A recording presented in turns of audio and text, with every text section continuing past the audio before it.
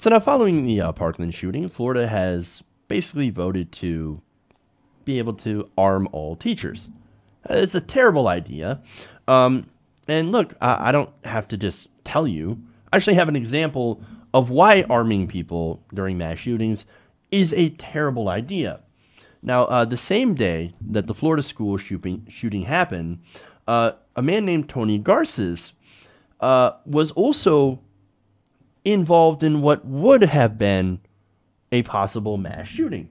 Now, what had happened is that there was a gunman that had went into the church. Now, Tony Garces, of course, was in there for AA, I believe, when a man who had entered the chapel at Faith City Mission threatened with a gun to hold the church attendees hostage. I don't know why, but that's what had happened. Now, during this, what happened? This is amazing, right? Garces, who was near the front of the church, was among those who was held captive. Now, the gunman did not say what he wanted, only that he wanted to hold church attendees hostage for a couple of days. Now, nobody wants to be in that hostage situation.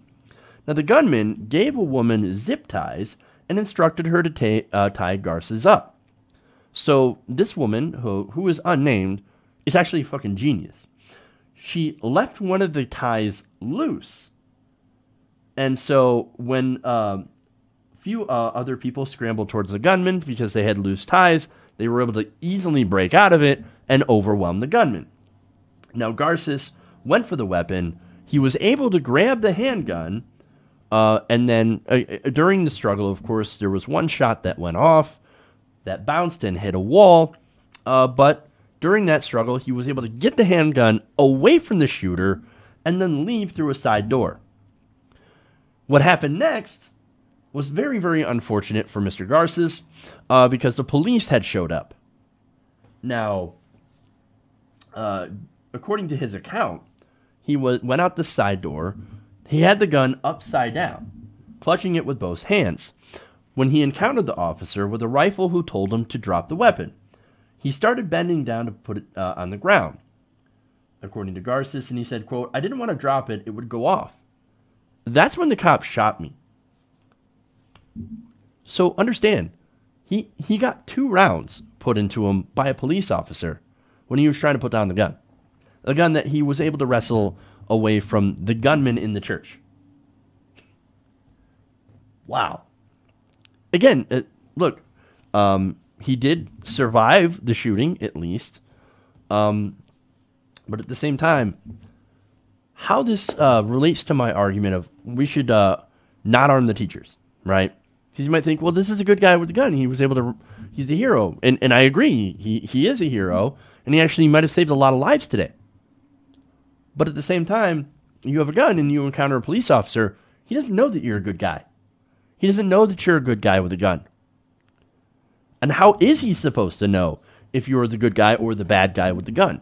So in that situation, more guns were not good.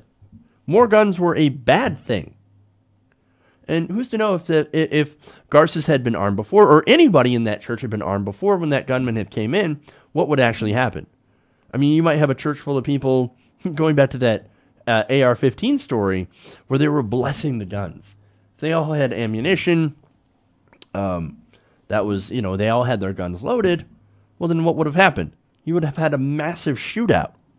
And then when the cops again had showed up, there would have been even more bloodshed. This is a bad, bad idea. Terrible idea. Don't arm people.